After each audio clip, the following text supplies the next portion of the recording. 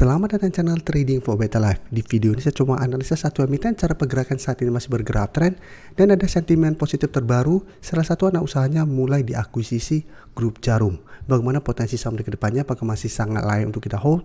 Yuk kita coba pelajari analisanya di video ini. Semoga analisa yang diberikan ini bisa bermanfaat dan membantu teman-teman dalam mengambil keputusan. Untuk teman-teman belum subscribe channel ini, bisa tekan tombol subscribe agar tidak ketinggalan informasi dan analisa saham terbaru kan di-upload setiap harinya. Di video ini saya coba update pergerakan dari saham SSIA yang jika kita perhatikan satu minggu ini kembali melemah, masih gagal naik melewati resisten sekitar 1180 sampai 1200. Sebelumnya bisa kita perhatikan pada pertengahan April, SSIA juga sempat mencoba break 1180 cuma gagal, tapi pada saat turun mengetes 1030, SSIA masih bisa bertahan dan kembali rebound. Tapi minggu ini masih terpantau gagal break resisten ini dan melemah kembali. Dan hari Jumat malah sempat turun mendekati harga 1030, tapi belum sempat menyentuh. SSIA sudah mulai bangkit dan ditutup di sekitar 1110. Dan untuk tren jangka menengah bisa kita lihat SSIA secara pergerakan sebenarnya trennya masih bergerak sangat trend. Karena memang sebelumnya mendapat sentimen masuknya BYD. Dan saat ini kalau satu sentimen lagi ternyata grup Jarum akuisisi entitas usaha SSIA senilai 3T. Jadi salah satu anak usaha SSIA diakuisisi grup Jarum. Dan jika kita perhatikan di broker summary, pada perdagangan hari Jumat kemarin tidak naik dan turun. Ini terpantau juga tidak ada akumulasi maupun distribusi. Tapi asing jika kita perhatikan satu minggu terakhir masih keluar dari saham SSIA. Jadi dari data yang kita dapat, apabila teman-teman ingin coba entry saham SSIA, menurut saya saat ini paling aman wait and see dulu. Tunggu terkoreksi kembali ke harga 1030 sampai harga 1000 yang saat ini masih berupa support psikologis untuk SSIA. Apabila masih bisa bertahan dari rebound, baru lebih aman untuk coba entry di sekitar target harga ini. Daripada paksakan untuk entry di sekitar harga sekarang sampai resisten ke 1180. Karena bisa kita lihat walaupun tidak ada distribusi, tapi juga memang terpantau tidak ada akumulasi saat ini. Dan ingat SSIA saat ini sudah naik sangat tinggi, jadi apabila mau entry teman-teman harus lebih disiplin. Tapi paling oke, tunggu kembali di sekitar target harga ini karena beberapa kali mengetes target harga ini, SSIA masih bisa bertahan dan rebound. Dan untuk teman-teman sudah dapat di harga bawah, saat ini masih belum take profit di sekitar resisten 1180, teman-teman bisa jadikan harga 1000 untuk trail stop atau garis EMA 50. Yang saat ini sekitar 945 untuk trail stopnya. Tapi tetap harus hati-hati apabila terpantau SSIA ternyata masih lanjut turun dan malah turun di bawah garis EMA 50. Cara pergerakan apabila turun di bawah garis EMA 50 maka SSIA akan mulai patah tren untuk uptrendnya. Dan sekarang saya akan coba update pergerakan dari saham Inco yang merupakan salah satu saham yang masuk watchlist kami minggu ini bareng teman-teman member. Bisa kita lihat saat ini Inco berhasil naik hampir 7% ke 4.790.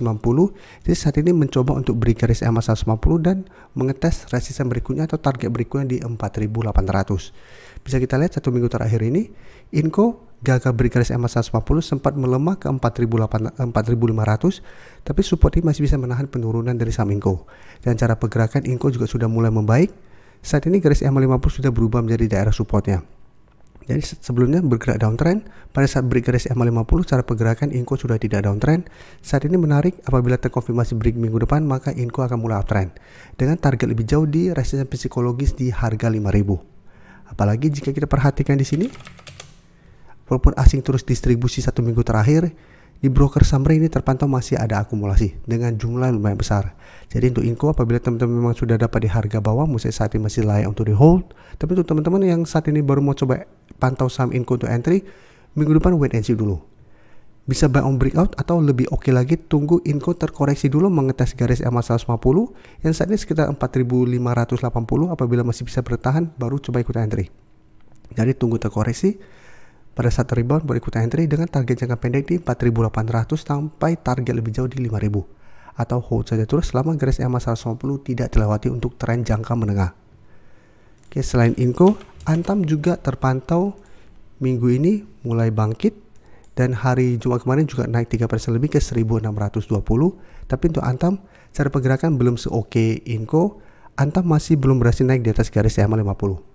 Jadi sebelumnya memang sempat break garis EMA 50, mencoba break garis EMA 150 gagal, turun ke garis EMA 50 bersih bertahan dari rebound, sempat naik tinggi mengetes 1800, ternyata gagal break dan malah turun kembali di bawah kedua garis EMA. Setelah itu Antam berhasil rebound dari 1500, saat ini mencoba untuk break garis EMA 50. Dan untuk Antam harus diperhatikan ada ex-date dividen nanti tanggal 21 Mei hari Selasa. Jadi hati-hati untuk Antam, bisa saja hari Senin masih lanjut naik menuju 1650 sampai garis EMA 150. Tapi apabila teman-teman tidak mau mendapatkan dividen, pertimbangkan untuk keluar pada hari Senin. Takutnya hari Selasa akan terkena dividen trap. Walaupun memang tidak pasti sebuah saham akan terkena dividen trap, tapi teman-teman harus jaga-jaga. Ingat cara pergerakan yang masih belum oke. Apabila teman-teman masih mau hold, silakan saja. Apabila memang teman-teman sudah dapat sekitar 1.500, tapi apabila teman-teman hari Jumat kemarin baru coba ikut entry, teman-teman harus lebih disiplin. Apabila memang dapatnya kemarin di sekitar 1.580 sampai sekitar 1.600. Karena apabila teman-teman mulai bergerak naik dan terkena dividen trap, takutnya pada saat terkena dividen trap, Antam turun kembali di bawah 1.600. Dan ingat, apabila masih gagal naik di atas garis EMA 50, Antam secara pergerakan masih akan sideways cenderung downtrend. Jadi masih ada potensi untuk melemah kembali di bawah 1.600 dan melanjutkan penurunan.